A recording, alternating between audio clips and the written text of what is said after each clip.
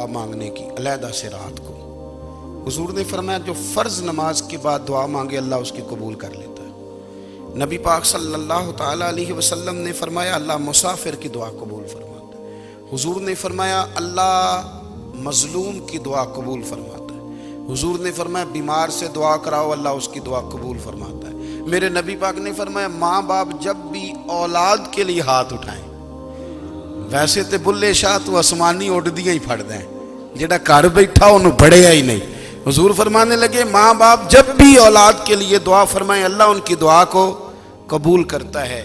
आप अपना ताल्लुक बनाएं दुआ के साथ, इबादत के साथ, मुसल्ले के साथ रिश्ता बनाएं, इस्तिगफार पढ़ें।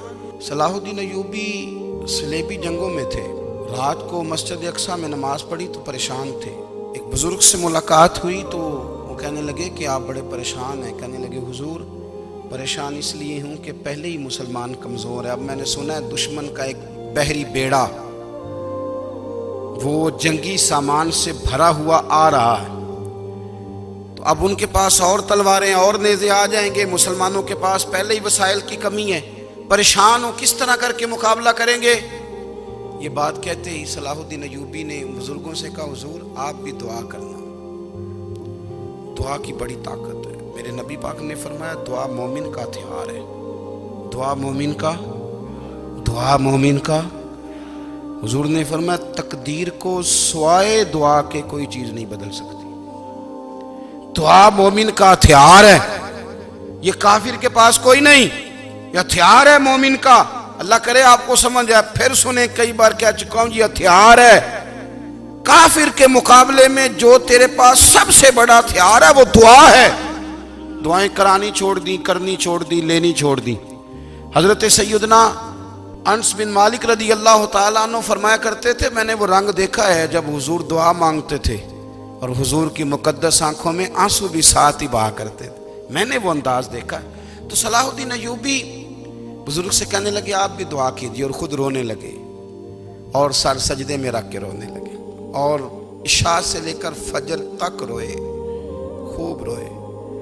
सुबह वो बुजुर्ग आए तो सलाहुद्दीन अय्यूबी का खूबसूरत और हंसता हुआ चेहरा देखा। कहने लगे आप बड़े खुश हैं, रात तो मैंने बड़े रोते हुए देखा था। तो कहने लगे हुजूर वो जो बहरी बेड़ा आ रहा था ना वो पानी में डूब गया है, अब वो नहीं आ रहा, अभी खबर आई है तो मैं बड़ा खुश हूँ। बुजुर्ग कहने लगे उठ सीने से लग, और सोने के बाद वो बहरी बेड़ा पानी में नहीं डूबा, वो तेरे आंसुओं में डूब गया है। वो जो तो रात रोया है ना रब करीम की बारगाह में, तो वो डूब गया है। भाई अपना मुसल्ले का, इबादत का, वज़ाइफ का, अल्लाह अल्लाह का सिलसिला उसको मजबूत करें, अपनी दुआओं के ताल्लुक़ को मजबूत करें। दुआएं बड़े इनकलाब बर्पा कर देती हैं। हम थोड़े थोड़े ना जब से खुश्क हुए हैं ना, खुश्क, और मेरी तो जमात ही सूफिया की जमात थी, हम तो दाता अली अजमेरी की जमात से, हम तो ख्वाजा अजमेरी की जमात से, हम तो शेख अहमद फ़ारूक सरहंदी की जमात से, हम तो सूफिया की जमात। हमारी जमात ने भी वो ताल्लुक़ जो हमारे बुज़ुर्गों ने बनाया था। बुज़ुर्ग अल्लाह के करीब कैसे जाता है? तो हमारे यहाँ ना बहुत सारे लोग कहते हैं जी नज़र हो गई तो काम हो गया। भाई जो बुखारी मुस्लिम में तरीका है ना अल्लाह का कुर्ब पाने का, वो तो नफल है। नबी करीम अलैहिस्सलाम ने फरमाया बंदा नफलों के ज़रिए रब के करीब जाता है, और इतना करीब जाता है कि फिर अल्लाह उसकी ज़ुबान बन जाता है, अल्लाह उसकी आंखें बन जाता है, कान बन जाता है, हाथ और पैर बन जाता है। तो ये तो इबादत है, ये तो अल्लाह की बारगाह की हाज़िरी है जो आपको अल्लाह के करीब करेगी। तो नमाज को अहमियत दे के अदा करें, नमाजें मोबाइल बंद करके अदा करें। लेकिन ना कुछ लोग कहते हैं मुझे टाइम नहीं मिलता नमाज का, तो मैं कहता हूँ ये आपने बड़ी ज़रूरत की बात की है। मुझे को मेरा पीर भाई कह देना मेरे पास टाइम नहीं आपको मिलने का, तो मैं कहता हूँ आज के बाद आना ही ना। तू क्या समझता है, तू बहुत बड़ा आदमी है, तेरे पास टाइम नहीं है और हमें मिलने का टाइम, मौज कर। तो आपने अल्लाह रसूल को कह दिया टाइम नहीं। और अजीब फलसफा है ना, कहा जाए नमाज पढ़ने आओ तो कहते हैं कपड़े ठीक नहीं, और कहा जाए कि आओ जरा दावत पे चले तो कहते हैं 1 मिनट ठहर मैं कपड़े बदल के आया। नमाज के लिए कहा तो कहते ठीक नहीं, दावत के लिए कहा तो कहते मैं जरा तैयारी कर लूँ, यूं जाना मुनासिब नहीं।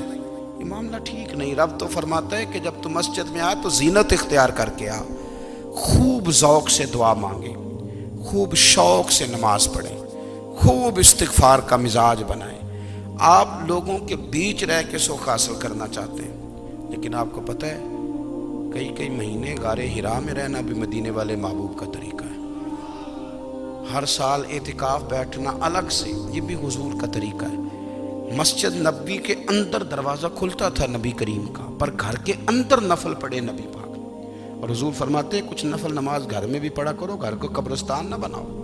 हमारा घर अल्लाह के जिक्र से आबाद होगा।